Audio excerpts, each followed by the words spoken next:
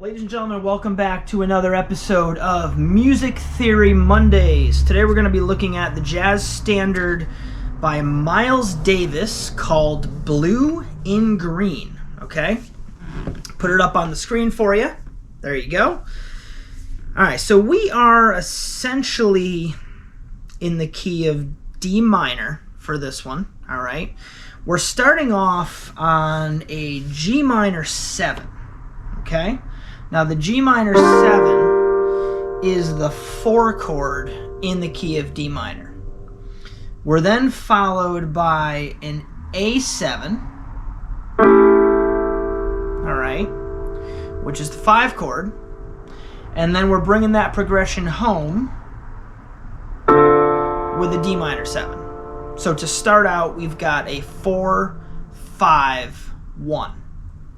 The next chord is acting as almost like a tritone substitution, but we're not resolving to a 1 chord, we're resolving to what you'll see as a 2 chord.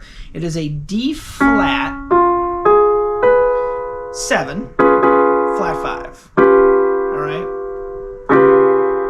And it is acting as a, almost like a tritone substitution or like a diminished chord, because our last chord was rooted on D. Our next chord after the D flat 7 flat 5 is a C chord. So that D flat 7 flat 5 is acting as a segue, a stepping stone between the D minor 7 and the C minor 7. The C minor 7 presents a 2 chord in the key of B flat.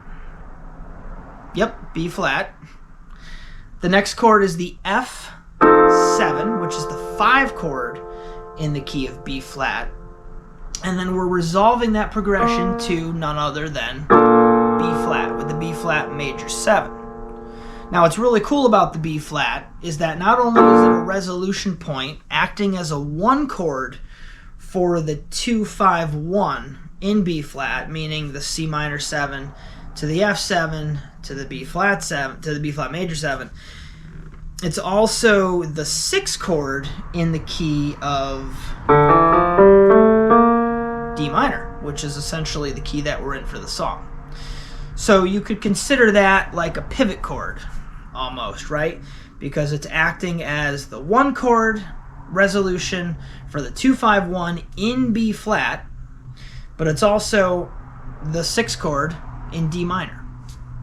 Alright, following that is another A7, which is the 5 chord in none other than D minor.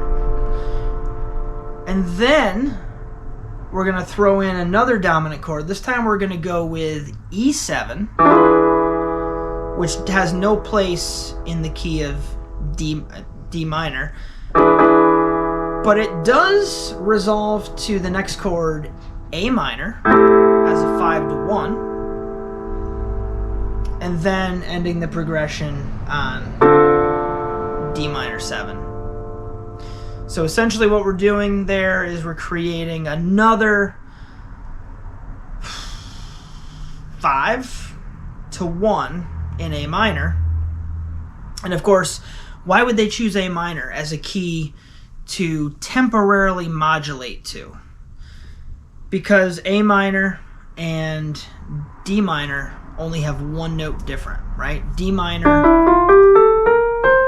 has a B flat, and A minor has no sharps or flats. So 1 note different makes those closely related keys, which is another concept that's good to remember and understand. So the final summation of this is that we're essentially in the key of D minor. We're doing a 4, 5, 1 for the first 3 chords, the G minor 7, A7, D minor 7. And then we're throwing in a segue chord with the D flat 7 flat 5, which gets us down chromatically by a half step to the C minor 7, to the F7, to the B flat major 7, which is a 2, 5, 1 in the key of B flat major. And what's really cool about that B flat major chord is it also doubles as the 6 chord in D minor, leading us to the A7, which is the 5, to the 1 in D minor, again bringing us to the end of that second line.